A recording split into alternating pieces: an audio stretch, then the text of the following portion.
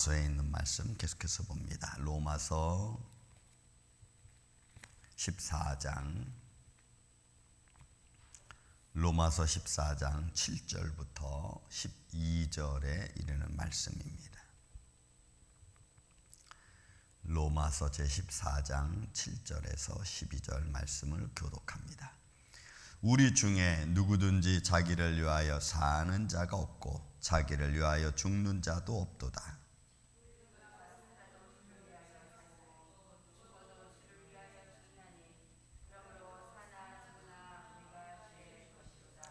이를 위하여 그리스도께서 죽었다가 다시 살아나셨으니 곧 죽은 자와 산 자의 주가 되려 하심이라.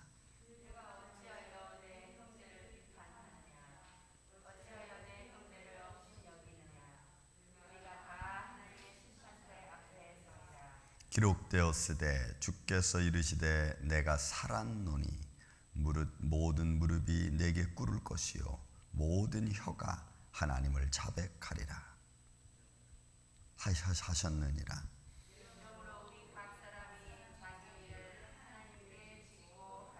아멘. 지난 시간에 바울이 14장을 통해서 형제를 비판하지 말라라는 말씀으로 들려주면서 비유를 한 3가지 정도 들면서 우리가 하나님 앞에 있다고 하는 것, 또 믿음이 연약한 자를 받아주고 또 그의 삶 속에서 살아가는 의미가 무엇인가를 가르쳐 줬다면 좀 더 확신 있게 이제 7절부터 우리에게 들려주는 거죠. 자, 어떤 사람이 이날은 중히 여기고 전날도 중히 여기는 그런 삶의 모습의 과정 속에서도 먹는 것과 먹지 않는 것, 그 모든 것들이 누구를 위한 거냐라고 하는 겁니다. 이런 우리의 삶이 누구를 위한 삶이냐, 여러분들의 삶이 누구를 위한 거냐. 우리는 이야기합니다. 뭐 가정을 위해서, 아내와 남편을 위해서, 자녀를 위해서 내가 삽니다. 뭐 틀린 말은 아닙니다. 왜? 하나님 우리에게 주신 사실 그것은 축복의 열매들인데 그 축복의 열매들을 위해서 우리가 사는 거라고 우리는 생각합니다. 그런데 실제는 그것을 축복하신 하나님을 위해서 사는 것이 먼저입니다. 그래서 우리의 삶의 초점을 어디에 두어야 되느냐. 물론 내가 열심히 일해서 그 번 것을 가지고 가정에 화목을 주고 또 자녀들에게 뭔가 남기고 뭐 이런 것도 있겠죠. 그러나 그것은 세컨입니다. 퍼스트는 내가 하나님의 영광을 위해서 살아가는 게 먼저입니다. 그럼 하나님의 영광을 위해서 산다는 게 뭐냐? 그것은 지금 내게 주어진 이 생명을 가지고 내가 내 삶의 현장에서 열심으로 살아가는 겁니다. 열심으로. 왜? 하나님의 인생에 노고를 주셨죠. 그 열심으로 살아가면서 뭘 해야 되냐면 하나님이 기뻐하시는 일을 하는 겁니다. 내가 열심히 일을 하면서 하나님이 기뻐하시는 일. 그러니까 하나님께 기도하면서 하나님이 주시는 형통함, 하나님이 패스하게 해주시는 형통함 속에서 주시는 하나님의 축복하심. 이 모든 것들을 통해서 하나님께 감사하고 또 하나님을 기쁘시게 하는 모습으로 또 그리스도인임을 내가 증거하고 내가 하나님의 자녀인 것을 생활 속에서 증거하는 것, 하나님을 기쁘시게 하는 일이죠. 그런 일들을 우리의 일상생활에서 매일매일 사실 이루어지는 겁니다. 사람과 사람과의 대화 속에서도 마찬가지고 또 먹을 때도 마찬가지고 또 우리가 일을 할 때도 마찬가지고. 그래서 바울이 이제 1절부터 시작해서 6절까지 있는 말씀에서 야, 비판하지 말라. 연약한 자 비판하지 말고 그들이 어떤 삶을 살든지 다 우리는 주의 것이다 라고 하면서 아주 중요한 고백을 본문에 들려주고 있는 거 아니겠습니까? 여러분 보십시오.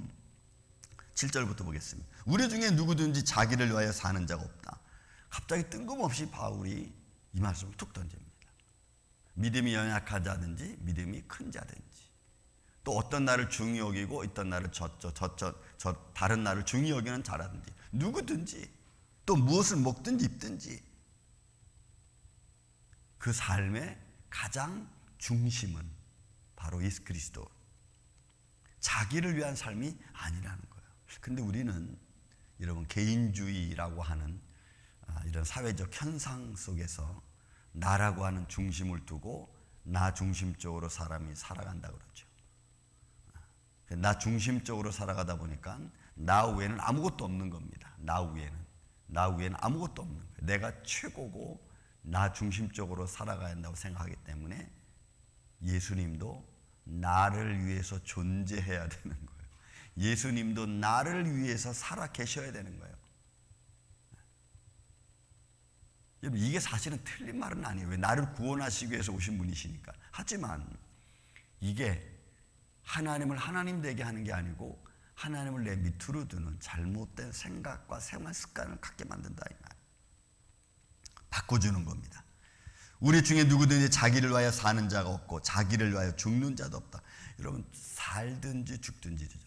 죽는 것도 나를 위한 게 아니라는 거예요.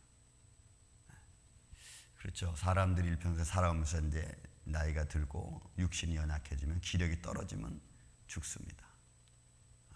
그러면 그 죽는 것에 대하여 우리 시편에 말씀했죠. 성도의 죽음을 하나님이 기뻐하시는 거라. 근데 우리는 우리 육신이 죽으면 슬퍼합니다. 그게 전통적으로 그렇게 됐죠. 슬퍼합니다. 같이 있던 자가 떠나간 것 때문에 슬퍼하고 또 아파하는 것 때문에 슬퍼합니다. 어찌 보면 하나님은 하나님의 택한 하나님의 자녀들이 하나님과 함께 있기를 처음부터 원하셨던 분입니다. 처음부터. 그래서 그건 슬픈 게 아니고 어떻게 보면 감사죠. 여러분, 이제 조금 여러분들의 마음을 좀 가지십시오. 여러분, 죽음을 감사로 여길 수 있는 마음을 조금 가지시기 바랍니다. 믿습니까, 여러분? 그게 슬픔이 아니고 감사라고 하는 것을 좀 가져야 돼요. 왜? 우리가 살든지 죽든지 주의 것이라고 했으니까. 8절에도 우리가 살아도 주를 위하여 살고 죽어도 주를 위하여 죽나니 그러므로 사나 죽으나 우리는 주의 것이다. 하나님의 영광을 어떤 모습으로 드러내느냐. 죽음의 과정 속에서 이제 영혼이 하나님과 함께 있으니까 더 이상 육신적으로는 없지만, 그러나 그것도 하나님의 영광을 위한 거라고 말씀하신다면 여러분, 살아있는 것은 더 하나님을 영화롭게 하는 것 아니겠습니까? 여러분, 우리의 삶 속에서 내가 무엇을 하든지 하나님이 기뻐하시는 일인가를 먼저 생각해 보면 사람들의 마음의 상태와 행동이 완전히 달라집니다.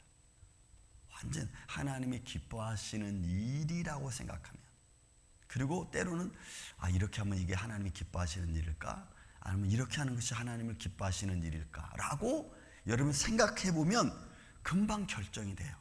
이거는 하나님이 기뻐하시는 일보다는 나를 기쁘게 하고 내 어떤 욕심이 있는 거구나. 이쪽은 내가 조금 손해나는 것 같고 좀 힘든 것 같지만 이게 더 하나님을 영화롭게 하는 길이구나 생각하면은 여러분, 하나님을 기쁘시게 하는 쪽을 선택하십시오. 그것이 나에게는 지금 당장 힘들고 어려운 것 같지만 하나님이 그 길을 통해서 여러분들이 더는 축복하실 줄로 믿습니다. 왜요? 하나님은 살아계신 분이시기 때문에 그래요. 살아계신 하나님이시기 때문에 그가, 내 자녀가 누구를 위해서 무엇을 위해서 선택하는지 아시는 분이거든요. 지금 종현이가 하나님이 내가 기뻐하는 일을 선택하고 있구나, 여러분 하신다면 하나님이 축복하지 않으시겠어요? 그러므로 여러분 9절 10절은 마찬가지입니다. 이를 위하여 그리스도께서 죽었다가 다시 살아나셨으니, 죽음이 끝이 아니라는 거죠. 이제는 우리는 하나의 과정을 거쳐서, 그 과정을 거쳐서 하나님의 영광을 더 영화롭게 하는 거죠. 그래서 이제 우리가 살아있는 기간 동안에 하나님을 영화롭게 하는 게 최고인 줄로 믿습니다.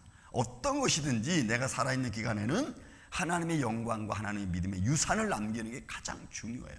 하나님의 영광이 우리 안에 있었다, 하나님이 그동안 우리 가정을 지켜주셨다라고 하는 그런 미닝을 남겨놓는 게 가장 중요해요. 엄마가 살아계셨을 때, 아버지가 살아있을 때, 또 내 형제 자매가 살아있을 때 하나님의 영광이 이렇게 있었다, 이런 것들.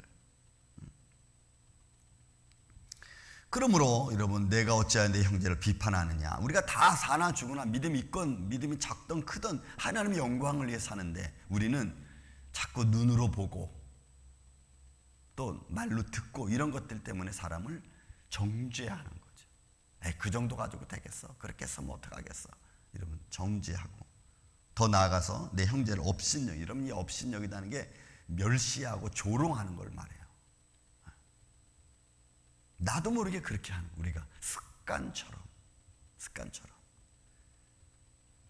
우리가 주의해야 될 것입니다. 그래서 바울은 그렇게 하지 마라. 왜? 우리는 다 하나님의 심판대 앞에, 재판석 앞에 우리는 쓸 거다 이렇게 말해요. 그리고는 그 쓴 다음에는 어떻게 해요? 우리 혀가, 우리 입술이 다 하나님 앞에 우리가 어떤 삶을 살았는지 여러분 다 말한다는 거예요. 여러분 직고하리라 그러죠. 말하는 거예요. 우리가 하나님 앞에 섰을 때 우리의 혀가, 우리의 양심이, 여러분 로마서 2장에서 뭐 했어요? 우리의 양심이 다 하나님 앞에 내가 어떤 인생을 살았는지 다 말하는 거예요.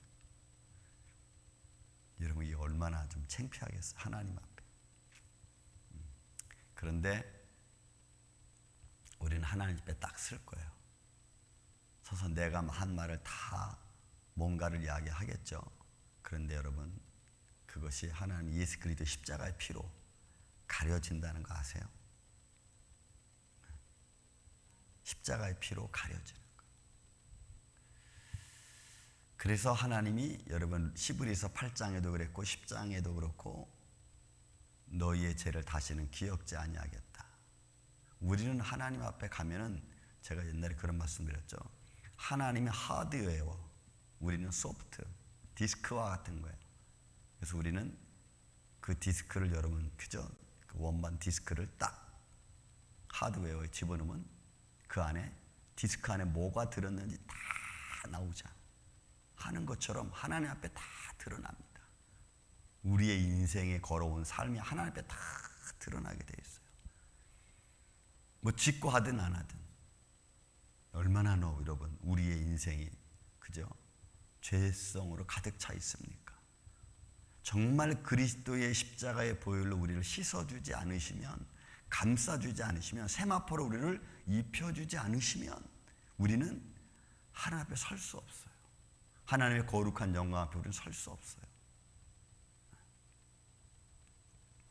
우리의 죄가 다 하나님 앞에 자백하게 됐어요. 그러니까 믿지 않는 자는, 의인이 믿음의 자녀가 하나님 앞에서 이런 모습을 갖는다면 믿지 않는 사람은 어떻겠습니까?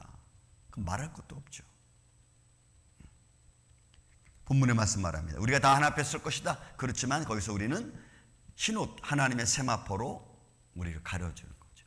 이런 그 말씀은 요한계시록에 등장합니다. 7장에 등장하죠. 7장에.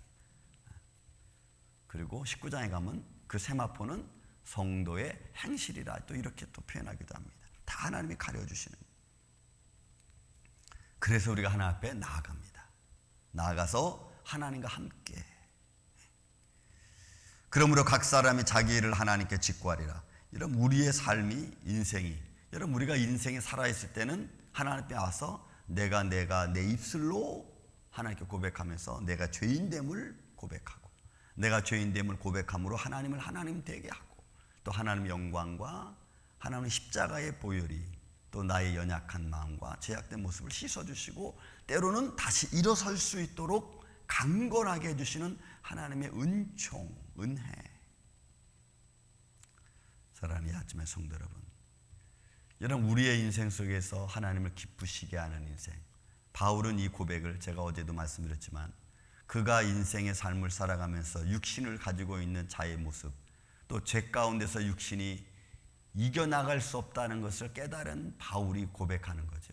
내가 육신을 가지고 있는 동안에, 아니면 육신을 주고 또 내가 어떤 하나님 앞에 선 어떤 과정 속에서도 다 이것이 하나님의 영광을 위한 거라고 지금 표현하는 거예요. 그래서 사는 것도 죽는 것도 그에게는 나쁘지 않아요. 이런 믿음의 어떤 고차원적인 성숙한 모습으로 여러분 우리가 항상 하나님의 자녀의 모습을 잃지 않고 걸어가는 것, 그게 오늘 저와 여러분이 살아가는 복된 삶인 줄로 믿습니다. 오늘 우리가 어떤 일을 만날지 우리는 또 알 수 없습니다. 여러분들이 계획하고 준비하는 것들, 또 누구를 만나서 어떤 대화를 할지 우리는 알 수 없습니다.